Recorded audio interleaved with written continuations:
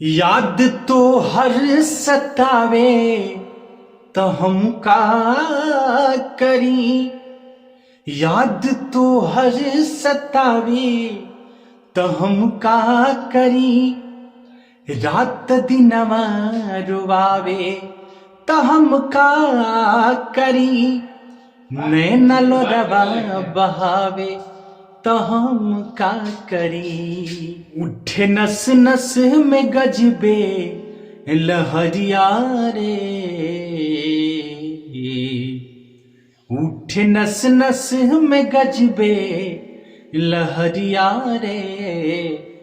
दुख व दुश्मन समान हो गई। दुख व दुश्मन समान हो गई। याद तो हर सतावे तो हम का करी। रातों दिनवा रुवावे तो हम का करी। नैना लोरवा बहावे तो हम का करी। उठे नस नस में गजबे लहरिया रे। उठे नस नस में गजबे लहरिया रे। हुआ दुश्मन समान हो गई। दुख हुआ दुश्मन समान हो गई। कैसे काटी नहीं कटला उमरिया रे।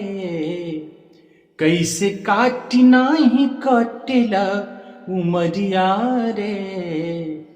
सुख व दुश्मन समान हो गई। सुख व दुश्मन समान हो गई। लोरी अखिया से बह जैसे दरिया रे।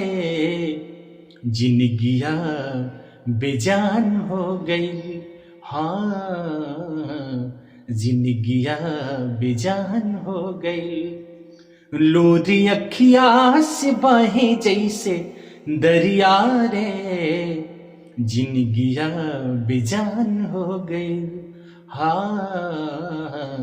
जिंदगिया बेजान हो गई।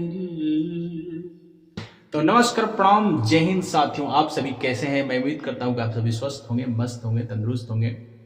चलिए, आप जहां भी रहें हंसते रहें, मुस्कुराते रहें, खिलखिलाते रहें, स्वस्थ रहें और नए सोच, नए उमंग, नए ऊर्जा के साथ, अच्छे विचारों के साथ आगे बढ़ते रहें, अपना विकास करें, देश का विकास में सहयोग करें।